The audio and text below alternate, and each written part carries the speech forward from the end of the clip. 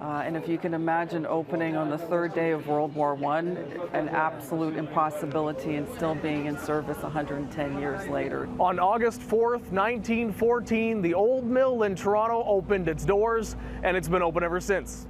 On Sunday, the community officially celebrating 110 years serving the neighborhood. When the doors first opened, the business operated as an afternoon tea garden.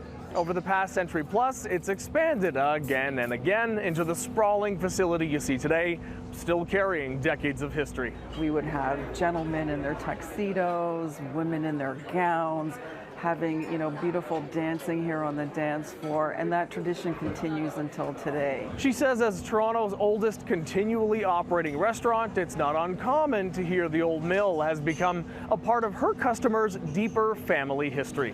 We see that every single day. Somebody will come to us with a history lesson of what they have. They send us menus from 1960s, from the 70s. It's just quite remarkable. Like Laura, who remembers being carried up the stairs by her father or coming with her mother. My mom used to bring me here for brunches, and I bring her here for Mother's Day.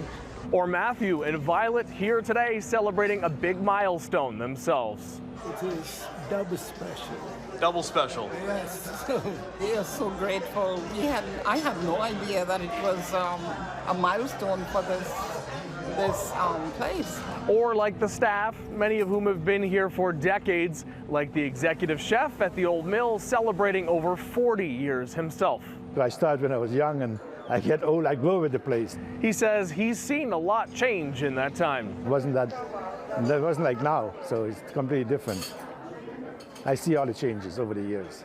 We are in the print lounge room, which is one of the oldest rooms and one of the very first structures that was built at the old mill. Nader Eskandari, the operations director, agreeing to walk us around some of the historic parts of the sprawling facility. We're going to walk to the second oldest part of the old mill, this section. They basically kept building because there's so much land adding to the building. Nothing on the second floor was built when this was here in the 1920s. And then in the late 50s and 60s, different gentlemen purchased the old mill, and he built this third floor. This is our pastry kitchen. Now, while August the 4th is the exact birthday, the old mill says they're planning some more celebrations for later this year in the fall. At the old mill in Toronto, David Zura, City News.